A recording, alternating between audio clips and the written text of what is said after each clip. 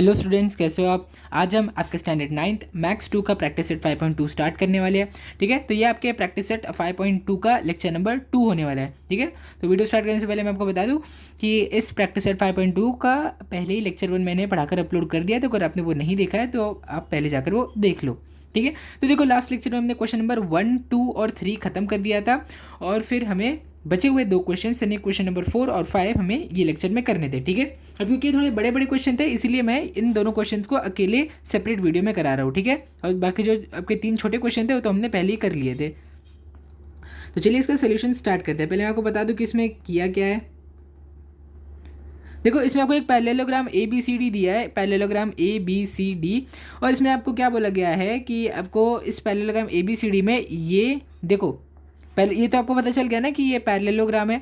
अब मैं इसको रफ करके आपको दिखाता हूँ कि ray A R angle B A D की बाइसेक्टर है, फिर जो रे बी आर है एंगल ए बी सी की बाइसेक्टर है, रे सी क्यू जो है एंगल बी सी डी की बाइसेक्टर है, और जो बची हुई आपकी लास्ट ये रे डी पी है वो इस एंगल की बाइसेक्टर है। यानी कि आपको चारों के चारों एंगल का बाइसेक्टर दिया हुआ है, और फिर आपसे क्वेश्चन में पूछा है कि ये प्रूफ करो कि जो चारों के चारों बाइसेक्टर जब मिलते हैं तो इनके मिलने के ऊपर क्या बनता है, एक रेक्टेंगल बनता है। ये आपको प्रूफ करना है। अभी देख के तो आपको पता ही चल रहा है कि ये एक रेक्टेंगल है एक तरीके का, क्योंकि आपको इसको आपको क्या दिख रहा है कि इसके चारों साइड 90 डिग्री है ना। एक रेक्टेंगल में ये देखो चारों साइड 90 डिग्री होते हैं ना, और अपोजिट साइड एक दूसरे के कॉन्ग्रुएंट होते हैं। लेकिन अगर आप ये भी खाली प्रूफ कर दोगे कि जो चारों एंगल्स है वो 90 डिग्री होंगे तो भी आप आराम से इसको एक रेक्टेंगल बोल सकते हो। ठीक है, तो अभी हम लोग को मेन यही प्रूफ करना है कि इसके चारों एंगल्स ये जो है हमें इन चारों को 90 डिग्री के इक्वल प्रूफ करना है।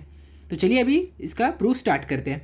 तो सबसे पहले हम लिख लेते हैं कि आपको गिवन क्या है। गिवन आपको क्या दिया गया कि ABCD एक पैरेललोग्राम है, और फिर आपको कुछ एंगल बाइसेक्टर्स के बारे में दिया गया है, वो हम यहाँ पे पहले ही लिख लेते हैं।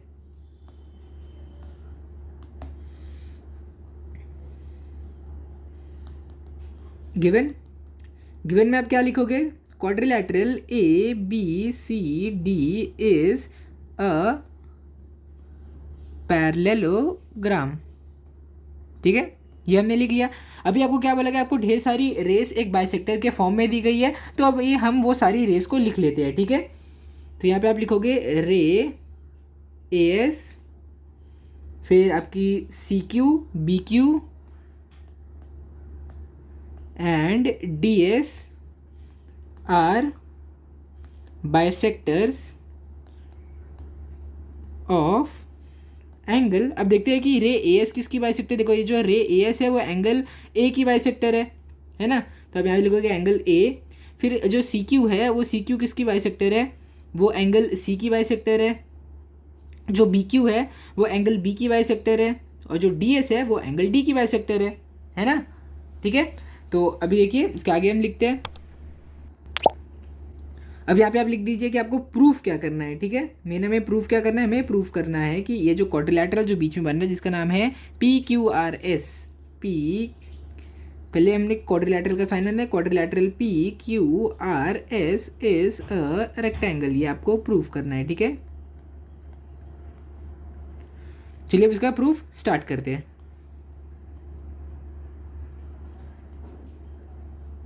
तो देखो मैंने क्या बोला कि आपको ये सारे एंगल्स को आपको बस 90 डिग्री प्रूफ करना है। तो अभी सबसे पहले हमें इन्फॉर्मेशन क्या दी गई है कि ये जो रे है इस एंगल की बाइसेक्टर है, यानी कि जो एंगल आपका BAD है ये एंगल BAD की बाइसेक्टर कौन है, रे AR। ठीक है, तो आप क्या लिख सकते हो कि जो एंगल BAS और SAD एंगल है ये दोनों के दोनों एंगल BAD के हाफ मेजरमेंट है। ठीक है, तो अभी देखो आपको स्टार्ट कैसे करना है। सबसे पहले आपको एक पैरेललोग्राम के एडजेसेंट एंगल की प्रॉपर्टी यहाँ पे यूज़ करनी है। ठीक है, तो देखो ये एडजेसेंट एंगल ऑफ पैरेललोग्राम है। इससे आपको क्या पता चल रहा है कि adjacent angles of a parallelogram जो होते हैं जब उनको आप सम करते हो तो आपको मिलता है 180 डिग्री, क्योंकि adjacent angles of a parallelogram are supplementary. ठीक है, ये आपको पता है। तो यहाँ पे आप लिखोगे एंगल A, देखो ये क्वाड्रिलैटरल है ना आपका, देखो यहाँ पे मैंने आपके लिए क्वाड्रिलैटरल ला दिया है। अभी देखते हैं, देखो ए एंगल A और एंगल B ये दोनों एडजेसेंट एंगल है, तो जब इन दोनों को आप सम करोगे तो आपको क्या मिलेगा, 180 डिग्री। और इसका रीज़न क्या हो जाएगा, adjacent angles of a parallelogram, angles of a parallelogram. ठीक है, अगर आपको आगे भी लिखना है कि adjacent angles of a parallelogram are supplementary तो भी आप वो लिख सकते हो। ठीक है, अभी देखो क्योंकि हमें एंगल बाइसेक्टर के बारे में हमें इन्फॉर्मेशन है, यानी कि एंगल बाइसेक्टर की इन्फॉर्मेशन है, यानी कि हमें हाफ ऑफ एंगल ए और हाफ ऑफ एंगल बी की बात करनी होगी, है ना। ठीक है, तो देखते हैं अभी आगे, क्योंकि अभी हमें हाफ ऑफ एंगल ए और हाफ ऑफ एंगल बी के बारे में बात करना होगा, क्योंकि यहाँ पे बाइसेक्टर है, इसीलिए आपको इस दोनों साइड हाफ से मल्टीप्लाई कर देना है। तो आप लिखोगे multiply both sides by half. ठीक है, ये जब आप कर दोगे तो आपको क्या मिलेगा, therefore half of angle A plus half of angle B is equal to 180, sorry 180 नहीं, क्योंकि आप हाफ से मल्टीप्लाई कर रहे हो, 180 को जब हाफ से मल्टीप्लाई करोगे तो आपको आंसर मिलेगा 90 डिग्री। ठीक है, ठीक है, ये हो गया। अब देखो, अब हमें यहाँ पे कौन से एंगल्स की ज़रूरत पड़ेगी। अभी हमने हाफ ऑफ एंगल ए और हाफ ऑफ एंगल बी की वैल्यू तो हमने निकाल ली, लेकिन अब यहाँ पे आपको एक ट्राइंगल चूज करना पड़ेगा। ठीक है, ये देखो ये है आपका ट्राइंगल, ये ट्राइंगल आपको चूज करना पड़ेगा। ठीक है, अब ये ट्राइंगल के अंदर कौन कौन आ रहा है, ये जो angle B A R R आ रहा है, और फिर angle A B R B आ रहा है। ठीक है, और क्या आ रहा है, एंगल बी आर ए आ रहा है। ये तीन एंगल है, 1 2 3, ये तीन एंगल है। अब देखो मैं अगर आपसे बोलूँ कि हमें ये दो एंगल की मेजरमेंट पहले से पता है, ठीक है, तो अब वो कैसे पता है, क्योंकि एंगल बी ए आर जो है, देखो एंगल बी ए आर क्या एंगल बी ए डी का हाफ नहीं है, क्योंकि ये बाइसेक्टर है, इसीलिए आप हाफ ऑफ एंगल ए की जगह आप क्या लिख सकते हो, आप लिख सकते हो देयरफॉर हाफ की जगह आप लिखोगे एंगल बी ए आर या फिर आर ए बी, आप कुछ भी लिख सकते हो यहाँ पे, आर ए बी प्लस। अब देखो हाफ ऑफ एंगल बी की जगह आप क्या लिखोगे, आप लिखोगे आर बी ए। ठीक है, क्योंकि एंगल बी कौन है, एंगल बी ये पूरा का पूरा एंगल है, और ये जो एंगल आर बी ए है ये हाफ है उस एंगल का, है ना। तो आप यहाँ पे लिखोगे angle R B A is equal to 90 degree. ये हमें पता चल गया, और इसको हम दे देंगे इक्वेशन 1 नाम। ठीक है, अब देखो मैंने आपसे क्या बोला था कि आपको ये ट्राइंगल को कंसिडर करना है। ठीक है, अब देखो हमें ये जो ट्राइंगल आर बी ए है, इस ट्राइंगल में हमें एंगल इसकी वैल्यू पता है, इस एंगल की वैल्यू पता है, बस हमें इस एंगल की वैल्यू नहीं पता। अब हमें इस एंगल की वैल्यू ढूंढनी पड़ेगी। अब आपको तो पता है कि अगर एक रेक्टेंगल में आपको दो एंगल्स का अगर आपको मेजरमेंट पता है, तो आप तीसरे एंगल की आराम से निकाल सकते हो। कैसे, क्योंकि sum of measurement of all three angles of a triangle is 180 degree. ठीक है, तो अब यहाँ पे आप लिखोगे sum of measure of all three angles of a triangle is 180 degree. therefore अब इस triangle in triangle R B A, ठीक है, अब ट्राइंगल आर बी ए में angle R A B plus angle R B A plus, अब कौन सा angle था हमारा, बी आर ए। ठीक है, या फिर A R B is equal to, ये क्या हो जाएगा आपका, ये हो जाएगा आपका 180 डिग्री। अब देखो हमें इक्वेशन 1 में हमें क्या पता था, इक्वेशन 1 से हमें पहले से पता था कि एंगल आर ए बी और आर बी ए की वैल्यू पहले से हमें बताया हुआ है 90 डिग्री। तो आप क्या करोगे, फ्रॉम इक्वेशन 1 आप क्या वैल्यू पुट करोगे, इन दोनों की जगह आप पुट कर दोगे ये 90 डिग्री वाली value, 90 degree plus A R B is equal to 180 degree. और जब आप 90 को उस साइड लेके चले जाओगे और 180 माइनस 90 करोगे तो आपको एंगल ए आर बी की वैल्यू आपको मिल जाएगी, वो क्या हो जाएगी, वो हो जाएगी 90 डिग्री। ठीक है, तो अब आपको इस एंगल ए आर बी की वैल्यू मिल चुकी है। मैं यहाँ से सब हटा देता हूँ क्योंकि हमें वैल्यू इस एंगल की पहले से मिल गई है। ठीक है, एंगल ए आर बी इसकी वैल्यू में मिल गई है 90 डिग्री। ठीक है, अब जैसे जिस तरीके से आपने ये प्रूफ किया है, सेम वही तरीके से आप यहाँ पर भी प्रूफ कर सकते हो। ठीक है, और आपके पास अभी इतनी फ्रीडम है कि आप इसको ऐसे फिर से आपको पूरा सॉल्व करने की ज़रूरत नहीं है, फिर से आपको ये सब करने की ज़रूरत नहीं है, आप सिर्फ सीधे सीधे यहाँ पे लिख सकते हो सिमिलरली। बस एक चीज़ यहाँ पे आपको लिखनी है, वो है similarly angle D P C की वैल्यू भी 90 डिग्री हो जाएगी। ठीक है, एक बार देख भी लेते हैं कैसे होगी एंगल डी पी सी की वैल्यू 90 डिग्री। इसको हम थोड़ा नीचे ले लेते हैं इस पूरे डायग्राम को। देखो एंगल ए आर बी की वैल्यू 90 डिग्री है, तो एंगल डी पी सी ये वाले एंगल की वैल्यू भी 90 डिग्री हो जाएगी। ठीक है, तो देखो हमें ये वाला एंगल 90 डिग्री मिला और फिर हमें ये एंगल भी 90 डिग्री मिल गया। ठीक है, सेम वही थी क्योंकि ये और ये दोनों एंगल क्योंकि एकदम सेम है ये दोनों एंगल्स। ठीक है, तो चलिए अभी आप इसमें से देखो हमने ये दो को तो कर दिया, अब आपको खाली ये दोनों में से एक को 90 डिग्री प्रूफ करना है, फिर आप वापस से सिमिलरली बता सकते हो। ठीक है, अब देखो सेम यही चीज़ जो आपने यहाँ पे की है ना, हमें यही अगले स्टेप में भी हमें यही चीज़ करनी है। तो आपने ये दोनों एंगल्स को लिया था, एंगल ए और एंगल बी को आपने लिया था। अब इसके बाद या तो आप एंगल बी और एंगल सी को ले लो, या तो एंगल ये, या फिर आप एंगल ए और एंगल डी को ले लो। ठीक है, तो अभी हम इस बार एंगल ए और डी लेते हैं। ठीक है, angle A plus angle D is equal to 180 degree. ठीक है, ये हमें पता है। अभी हमें कैसे पता है? Adjacent angles of a parallelogram, तो हम इसी को यहाँ पे कॉपी पेस्ट कर देंगे। ठीक है, ये आ गया आपका reason, adjacent angles of a parallelogram, ये हो गया। अब देखो सेम वही तरीके से जैसे हमने मल्टीप्लाई किया था हाफ साइड पे, हमने पिछले क्वेश्चन में क्या किया था, दोनों साइड हमने हाफ से मल्टीप्लाई किया था, तो यहाँ पर भी आप हाफ से मल्टीप्लाई करोगे। ठीक है, जैसे ही आपने मल्टीप्लाई किया इसके बाद आप लिखोगे, इसके बाद आप इसको कंटिन्यू करोगे। ठीक है,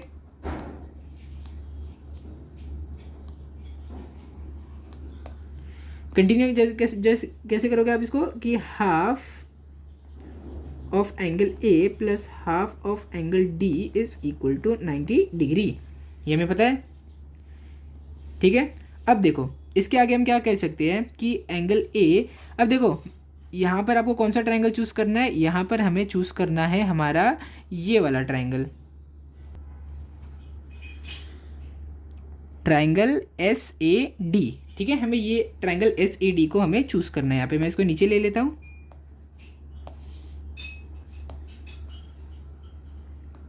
तो अब देखो इस ट्रायंगल एस ए डी, ये ट्रायंगल एस ए डी पे आप फोकस करो। एंगल ए का हाफ किसके इक्वल होगा? Triangle angle S A D होगा, है ना। Therefore angle S A D plus, अब देखो एंगल डी का हाफ क्या होगा? एंगल एस डी ए होगा। Angle S D A is equal to 90 degree. ठीक है, और ये हमें पहले से पता था। कैसे हमें पता था? क्योंकि ये क्वेश्चन में गिवन है कि जो रे डी पी है, सॉरी रे ए एस जो है वो उसकी बाइसेक्टर है एंगल बी ए डी की। ठीक है, अब देखो अब आपको सेम वही रीज़न वापस से यहाँ पे लिखना पड़ेगा कि sum of measure of all three angles of a triangle is 90 degree.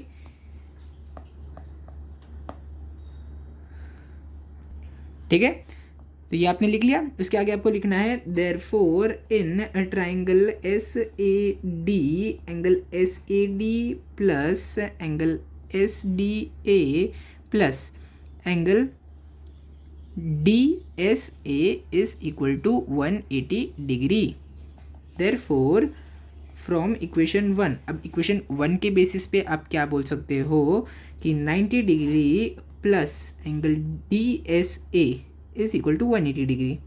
ये हमें ये दोनों वैल्यूज़ हमने कहाँ से निकाली? देखो एस ए डी और एस डी ए की जगह हमने लिख दिया यहाँ पे 90 डिग्री। ठीक है, therefore angle S D S ए की वैल्यू आपकी क्या आ जाएगी? 90 डिग्री आ जाएगी, क्योंकि 90 यहाँ पे जाके इससे माइनस हो जाएगा। ठीक है, एंगल डी एस ए की वैल्यू भी आपको मिल गई। अब आप क्या लिख सकते हो यहाँ पे? सिमिलरली, जैसे हमने ऊपर क्वेश्चन में लिखा था ना, सिमिलरली आपको कौन से एंगल की वैल्यू? डी एस ए की वैल्यू आपको 90 डिग्री मिली। अब आपको बी क्यू सी की भी वैल्यू 90 डिग्री मिल जाएगी। या फिर यहाँ पे आप सिमिलरली मत लिखो, क्योंकि आपको फिर से एक और स्टेप की यहाँ पे ज़रूरत आपको पड़ने वाली है, इसलिए सिमिलरली अभी के लिए यहाँ पे मत लिखो आप। ठीक है, एंगल डी एस ए की वैल्यू हमें मिल गई ना। तो अब देखो देयरफॉर जब आप देखोगे यहाँ पर, ये देखो ये दोनों लाइन पैरेलल है, और यहाँ पर देखो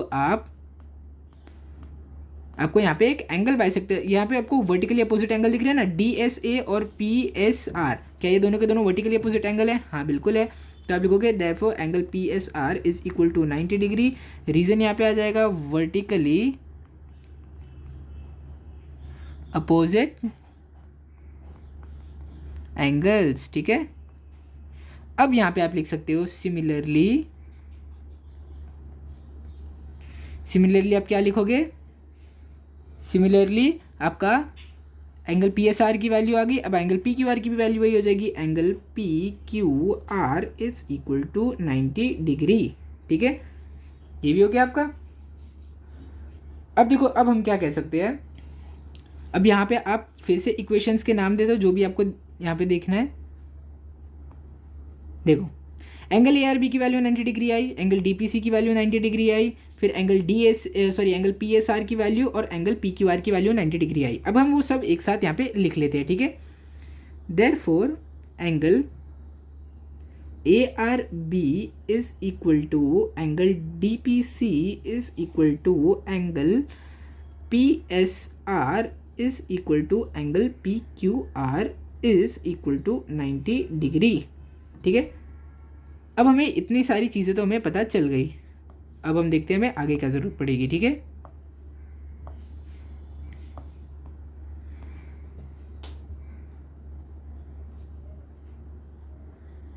देखो ए आर बी हमें पता है, तो क्या हम ए आर बी की जगह एस आर क्यू नहीं लिख सकते? बिल्कुल लिख सकते हैं। देखो, ए आर बी की जगह हम एस आर क्यू लिखेंगे यहाँ पे। ठीक है, so therefore angle S R Q is equal to, अब एंगल डी पी सी, देखो एंगल डी पी सी यहाँ पर है, एंगल डी पी सी की जगह एस पी क्यू लिखो, is equal to angle S P Q is equal to P S R is equal to P Q R is equal to 90 degree. ठीक है, तो क्योंकि चारों के चारों एंगल इसके 90 डिग्री प्रूफ हो गए, therefore quadrilateral P Q R S is, आपका quadrilateral P Q R S जो है इज अ रेक्टेंगल। ठीक है, तो देखो यहाँ पर हमारा ये पूरा का पूरा क्वेश्चन कंप्लीट हो गया है। बहुत लंबा क्वेश्चन था लेकिन टफ तो ज़रा भी नहीं था, बहुत आसान क्वेश्चन था ये। ठीक है, आपका आप इसको अच्छे से नोट कर लीजिए। मैं आपको सारा क्वेश्चन दिखा देता हूँ। देखो, ये है फर्स्ट पार्ट, ये है सेकेंड पार्ट और ये है थर्ड पार्ट। ठीक है, आप इसको नोट कर लीजिए, फिर हम आपका क्वेश्चन नंबर आपका 5 स्टार्ट करते हैं।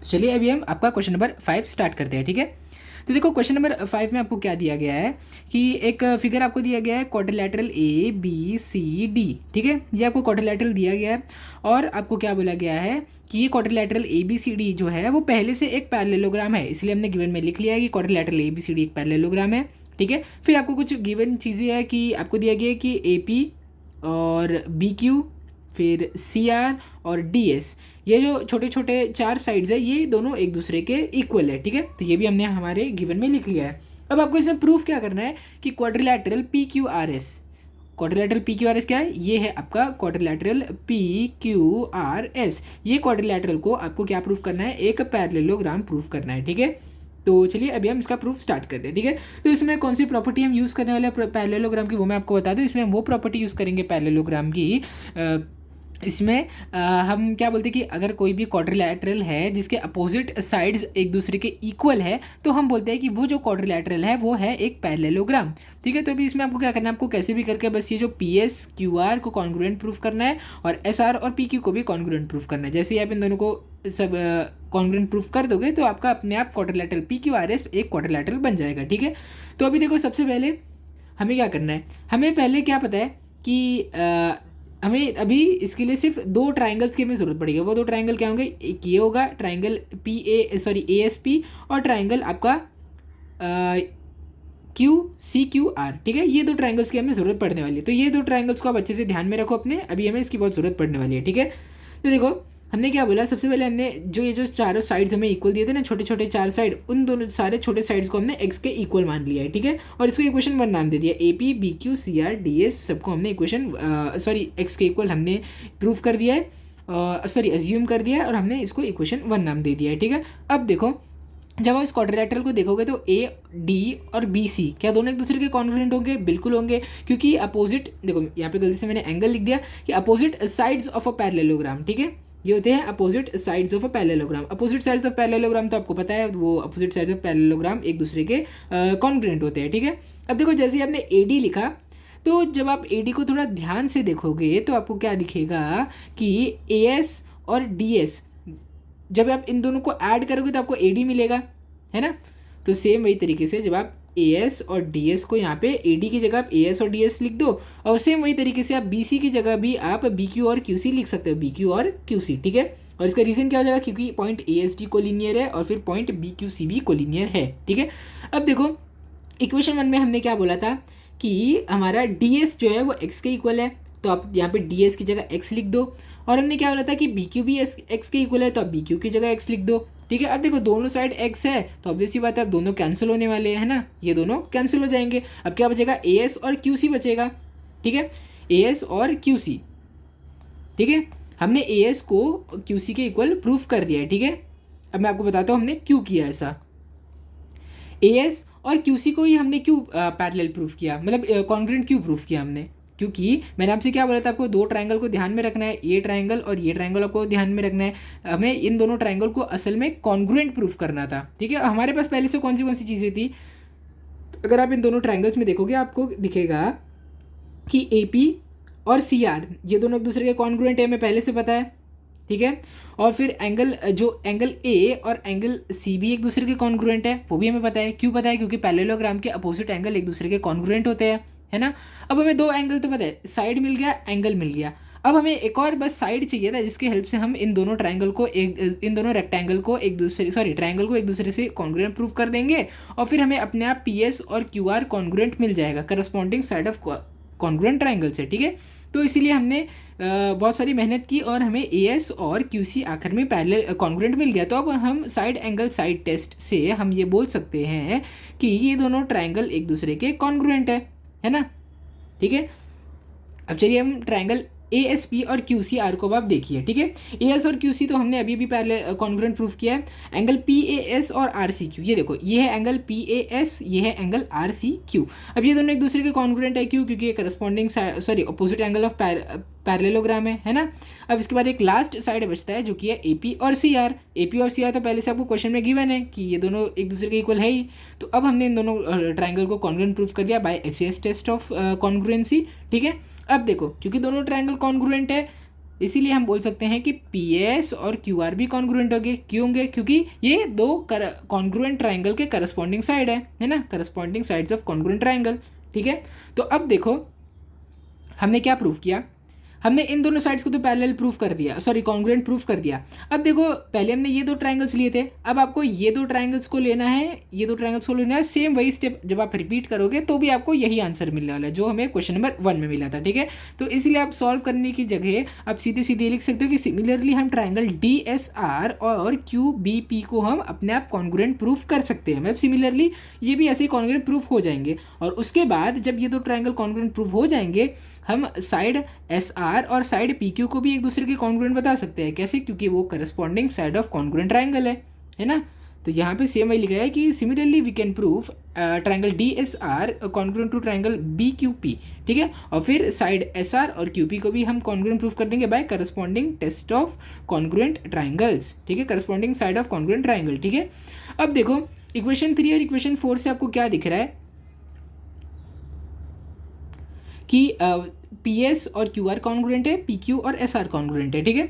अब देखो जब भी कोई ऐसा क्वाड्रिलैटरल होता है जिसके अंदर अपोजिट साइड्स इक्वल हो, उस पैरेललोग्राम को हम उस क्वाड्रिलैटरल को हम क्या बोलते हैं, पैरेललोग्राम, ठीक है।